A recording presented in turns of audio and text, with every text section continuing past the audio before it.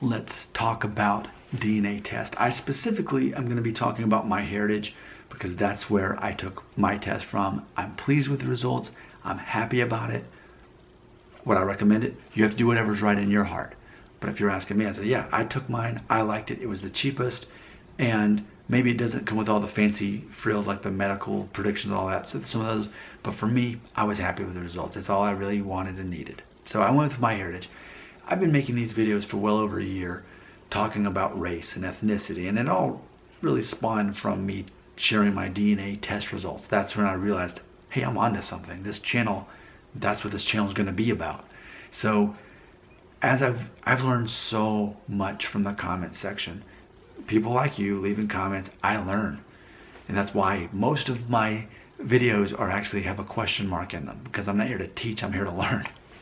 So something I've understood much better over this year or so that I've been making these videos is that ultimately Americans easily naturally believe, for me, and I have to give you this example, and if you want to know the exact breakdown, just check out the channel trailer that I made for my channel here. But for example, my great-grandparents on my mother's side came from Mexico via train about 100 years ago, okay? They went all the way up to Buffalo, New York by train. And then the other side of my mom's family came from Italy in a boat and made it to Wisconsin, okay? So I had the Mexican side go to Buffalo, had the Italian side go to Wisconsin, to Kenosha, and then my grandparents ended up meeting because my Italian grandfather was stationed in South Carolina during the Korean War, and so was the older brother of my Mexican grandma. And through that conversation, my grandparents met, got married. I exist, born in 1981, okay? So because of that being the obvious story of my life and knowing, okay, well, there's my family tree. Do I really need to trace it, you know, before 100 years ago into Mexico and Italy? I mean, I guess I could look up people on Facebook. Oh, we got the same last name. And I have. I mean, I know a guy named Joe Metello who's still in Italy, and I guess I'm related to him because the Metello was my mother's maiden name, the Italian side. So knowing all that, it's easy to assume, oh yeah, you know what?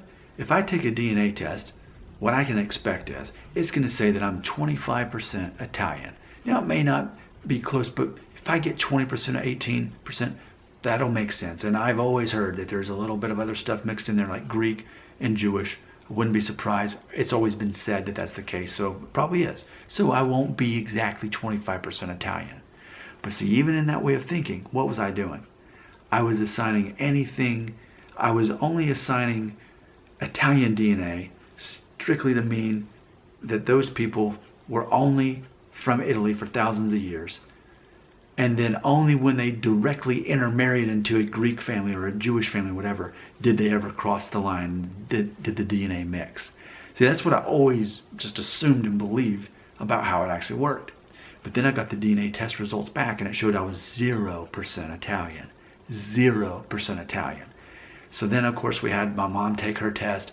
She was barely Italian. Was it what, 4% at the most? My sister took the test. I think she was maybe something like 2%. So the Italian DNA just didn't really show up. But undeniably, my great-grandparents absolutely, I've read all the paperwork, I've seen it. They came here about 100 years ago from Italy. Okay, that's a fact. Okay, so why did we register so low on the Italian side? Because the Mexican side checked out totally. It basically led back to that my grandma would have been something like 80% Native American, meaning Mayan, Aztec, or whatever, and then only about 20%, you know, European, Spanish or whatever. So she was from southern. Her family was from southern Mexico, where it makes sense to me that they were less mixed with the European side. Just geographically, I can accept that. All makes sense on the Mexican side. But on the Italian side, you know, I can't really say I struggle with it, but I was really confused for a while. Why am I 0% Italian despite having a first generation Italian American grandfather? Because everyone above him in the family tree, his father and everyone above, Italy. How could I be 0% Italian? So then I began accepting more. Okay, well, yeah, again, there was a lot of DNA mixed in there. It was already, I guess you could say family tradition or folklore has already been told and passed down from generations that there was also Greek and Jewish and maybe some other things in there. That was already passed down, word of mouth. But that there would be 0%, and even for mom, my mom a couple percent. How does that happen? So through the comments section, though, I've learned that ultimately, whether it's MyHeritage or whether it's another DNA test that you go through, they're basically going off of what's called genetic markers, where they think of it like this. Think if you were to do a survey of a group of people who come from the same background. You're largely going to get the same feedback for the most part about if you were asking questions about something, about their experience. That's ultimately what genetic markers are. They take samples from people from that area, whether it's Spain, Italy, Greece, Iraq, wherever it is, and they use that as a base, like as a baseline, a basic understanding of what the DNA is supposed to look like from that genetic region. Okay? But obviously, the borders that we have separating nations are arbitrary.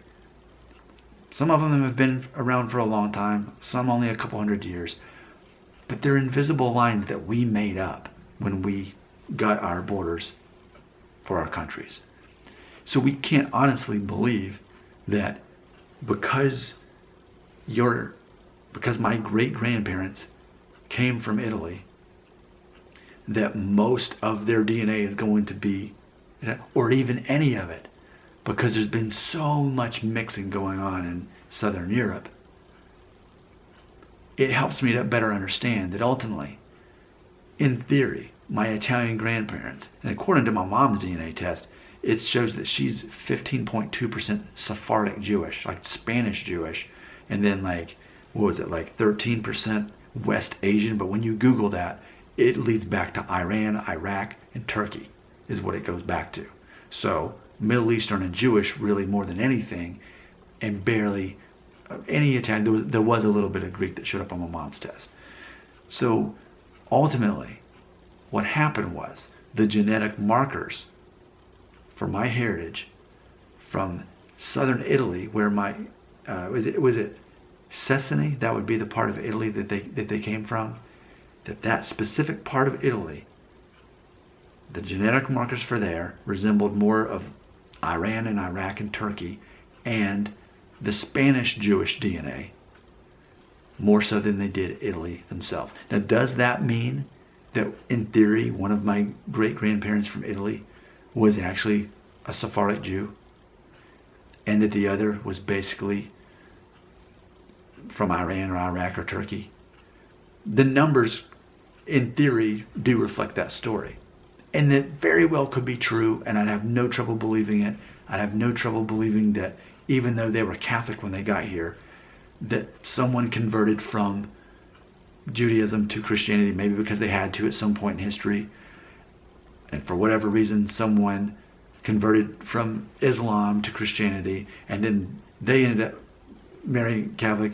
And now, of course, I'm not Catholic, but by the time it trickled down to me, they're not Catholic anymore. But I can accept all of that. But it's interesting, the concept of genetic markers, because everything I'm saying to you is ultimately a theory. And it's not a coincidence that I have 0% Italian DNA and that my mom and my sister had just a couple percent. That's not a coincidence. And I'm not the kind of person who puts a whole lot of stock in DNA test results. I understand that at the end of the day, it's ultimately entertainment. But to say that it's all bogus, I can't say that, because it completely backed up the story for the Mexican side of my family. And when my dad took his, totally backed up. I mean, he's 99% European, and then like 1% like gypsy is apparently what it said, but he didn't go through MyHeritage. So it all backed up what we knew. And ultimately, it's an abstract concept that for the most part, I think is going to give us about as legitimate idea of what we are as we can possibly figure it out as Americans, because we are these adopted children. We don't really know how our family tree looked from before our ancestors got into the United States. So, genetic markers, imaginary borders. This is the best we can do, and I'm okay with that. What are your thoughts? DNA test, genetic markers, arbitrary borders, comments left right here.